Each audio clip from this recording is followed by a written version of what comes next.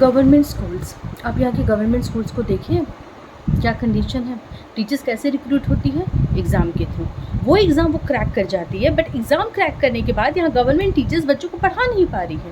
पहले तो यहाँ जो गवर्नमेंट स्कूल के सिलेबस है वो इतने लो है। अरे वो इतने लो नहीं है, उसे जानबूझ के रखा गया है कि ना बच्चे पढ़ेंगे ना आगे बढ़ेंगे। हम लोग जो LKG UKG में पढ़ते हैं 1 2 में, वो इंग्लिश की बुक्स है स्टैंडर्ड 5 6 7 में।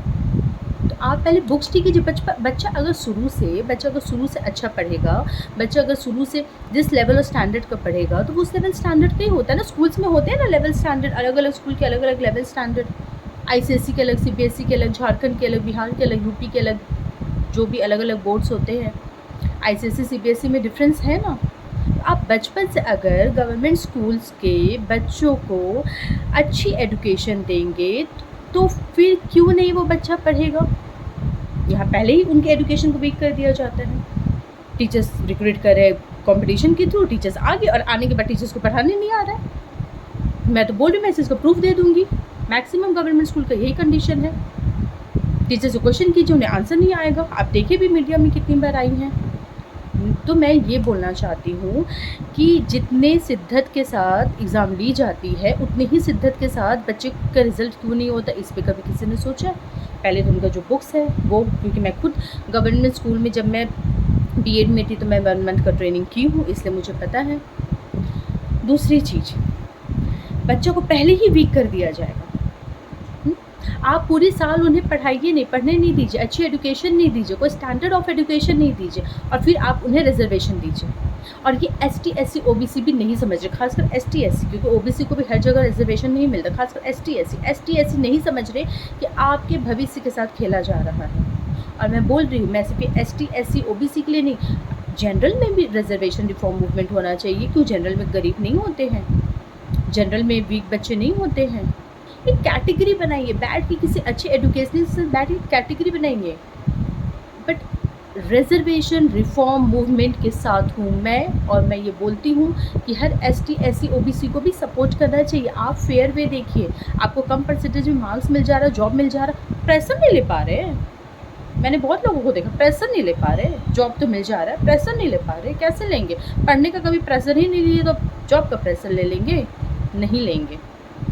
तो मुझे कहना है कि एजुकेशन में फेयर वे में एजुकेशन मिलना चाहिए, फेयर वे में जॉब मिलना चाहिए, फेयर वे में सिलेक्शन होना चाहिए, रिजल्ट आउट होना चाहिए, फुल ट्रांसपेरेंसी, कहीं कोई धांधली नहीं, सब कुछ एकदम ट्रांसपेरेंट रहना चाहिए। हर एक बच्चा का OMR शीट से लेकर के उसका सारा इंटरव्यू का आप रिकॉर्डिंग रखिए ना। किसी बच्चे को डाउट है, आप वो रिकॉर्डिंग दिखाइए, आप फेयर वे में लीजिए ना। किस बेसिस पे सिलेक्शन लेते हैं? यहाँ पढ़े लिखे लोग आधा डिप्रेशन में चले जाते हैं। तो बात यहाँ सिर्फ नीट एग्ज़ाम की नहीं है, बात यहाँ सिर्फ पेपर लीक की नहीं है, बात यहाँ पे है किसी भी एग्ज़ाम में फेयर एजुकेशन सिस्टम होना चाहिए। And fair education system does not mean only that there should be no leak during the examination, no paper should be leaked during the examination. It means that there should be complete transparency, complete fair education system in selection, recruitment too.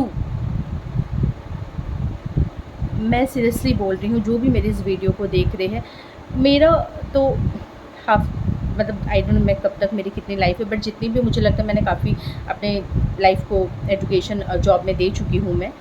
But आने वाले देश भविष्य future के बारे में सोचना चाहिए। अरे 10 साल के लिए बनाया गया था, ये तो लगता है कि अब 10 साल क्या, ये तो 10 सदी, 10,000 साल, 10 जन्मों कब तक ये चलता रहेगा रिजर्वेशन सिस्टम, पता नहीं। तो फिर आप दीजिए, आप सबको रिजर्वेशन दीजिए, आप जनरल को भी दीजिए, आप कैटेगराइज कर लीजिए, ST को इतना, SC को इतना, OBC को इतना, जनरल को इतना, उसे वीमेन को बना लीजिए, इकोनॉमिक वीकर सेक्शन को बना लीजिए। मैंने ऐसे ST SC है मैं तो बोल रही हूँ, जो मुझे चैलेंज करे, मुझे क्वेश्चन करे, मैं प्रूफ दे दूँगी कि ऐसे ST SC है जो फाइनेंशियल स्ट्रॉन्ग है। बट भैया उनकी जॉब है, उनकी जॉब फिक्स है, उनकी जॉब है, हमारी जॉब नहीं है, गवर्नमेंट जॉब नहीं है हमारी। तो इसलिए नहीं क्योंकि हम जनरल कैटेगरी, इसलिए भी कि हम झारखंड से बिलोंग करते हैं। झारखंड वाले को हक ही नहीं है नौकरी की।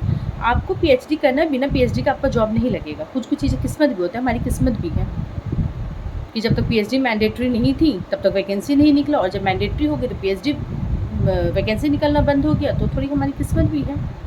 हमारी क्या, हमारे साथ बहुत से लोग हैं, बहुत तरह की किस्मत, बहुत से चैलेंजेस है। लेकिन मेरा ये कहना है